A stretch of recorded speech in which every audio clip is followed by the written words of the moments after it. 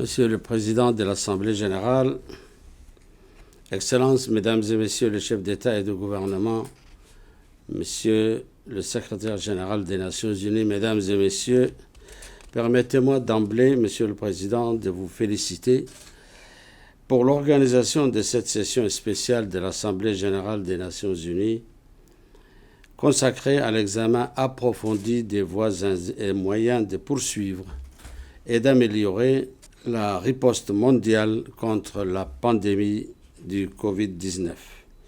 Il est indispensable de donner une impulsion nouvelle à l'action de notre organisation et en tirer lucidement les conclusions pertinentes qui s'imposent pour reconstruire le monde en mieux et ne laisser personne de côté.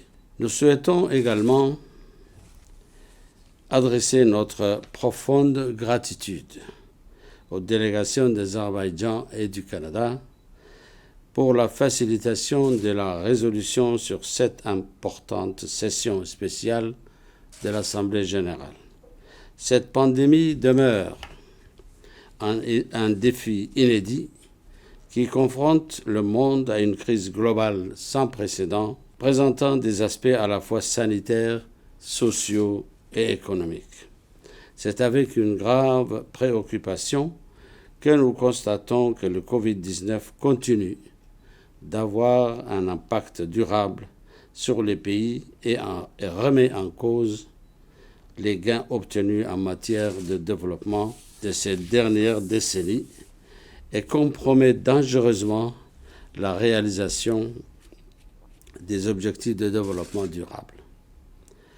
Nous nous réjouissons de voir que la mise en œuvre par les Nations Unies de programmes et plans de partenariats mondiaux solides a aidé les pays à disposer des biens et services nécessaires pour la prise en charge, le traitement et les soins en vue de combattre cette pandémie, mais aussi à surmonter les conséquences humanitaires et socio-économiques potentiellement catastrophiques que ce virus a occasionné.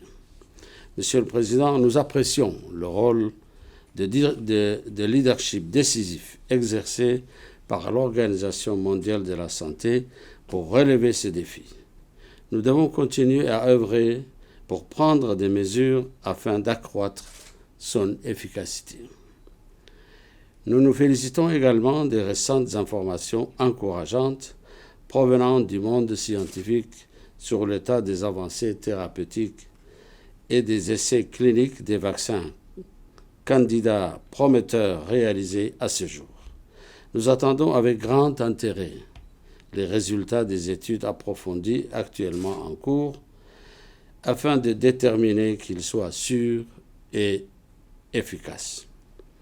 Nous soutenons l'initiative COVAX, cette nécessaire collaboration mondiale co-dirigée par l'Organisation mondiale de la santé pour un accès global et équitable aux vaccins contre le virus, ainsi que toutes les initiatives qui contribueront au développement d'outils collectifs de lutte et à leur distribution équitable.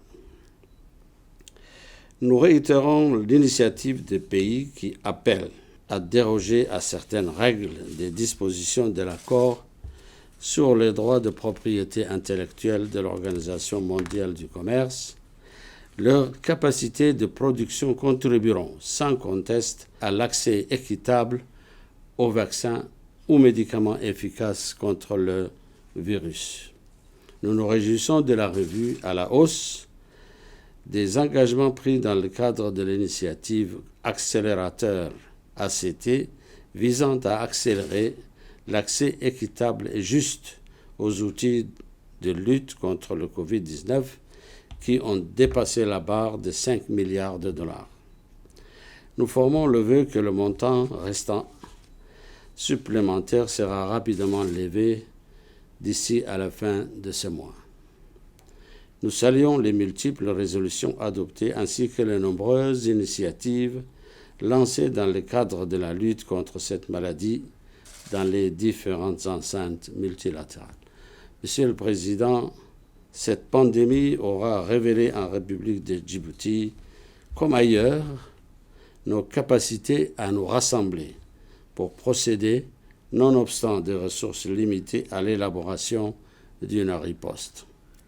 Ainsi, dès la déclaration de l'urgence sanitaire, la République de Djibouti a pris des décisions fondées sur des données factuelles en se basant sur les recommandations de l'Organisation mondiale de la santé et sur le règlement sanitaire international.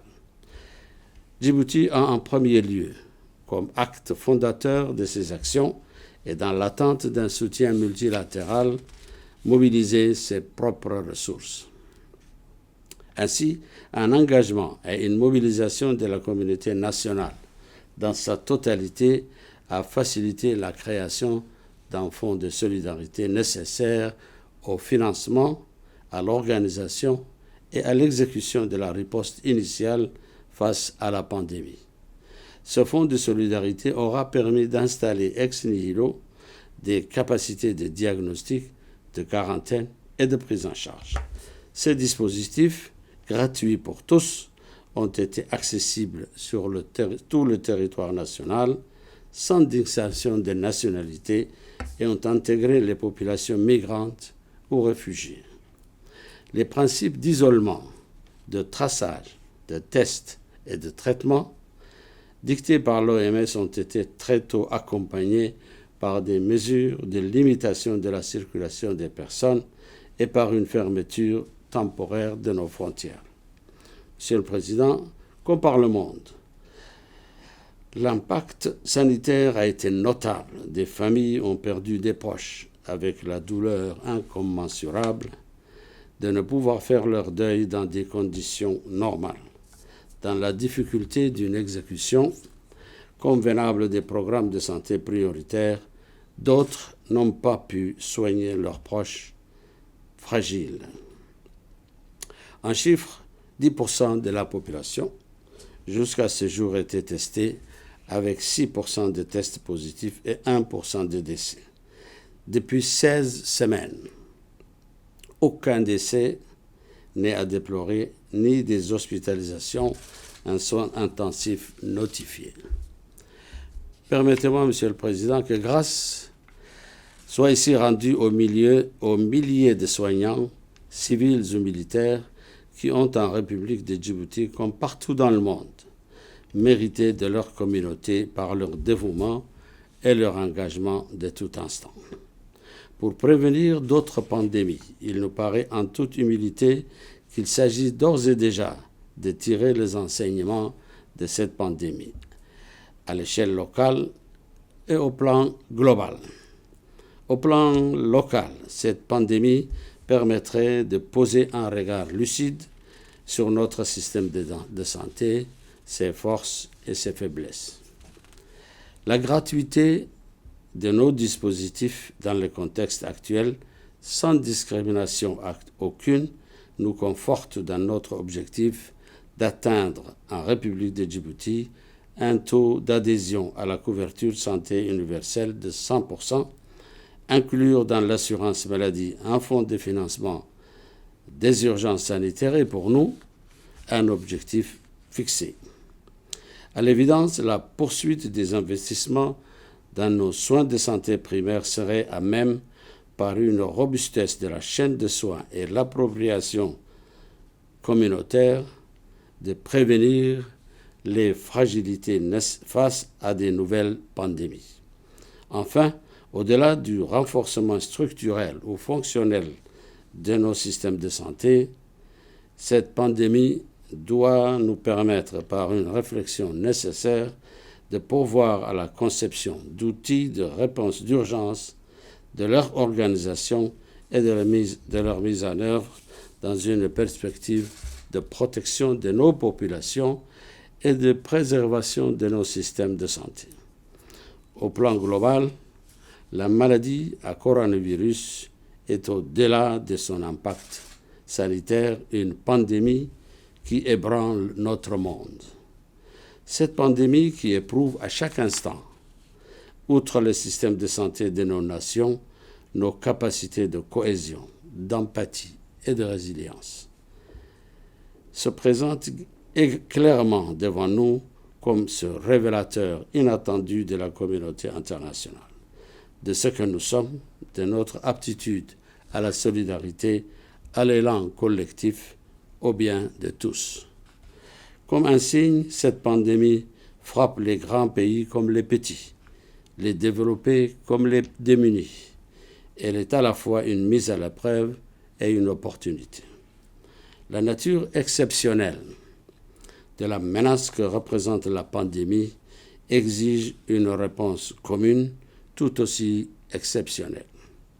L'incertitude sur le plan sanitaire et économique qu'elle pose ne peut être levée par des demi-mesures et des hésitations. Elle exige la mobilisation de tous et le déploiement d'une riposte globale d'une ampleur exceptionnelle. Il nous faut nous y atteler de toute urgence. Je vous remercie de votre aimable attention.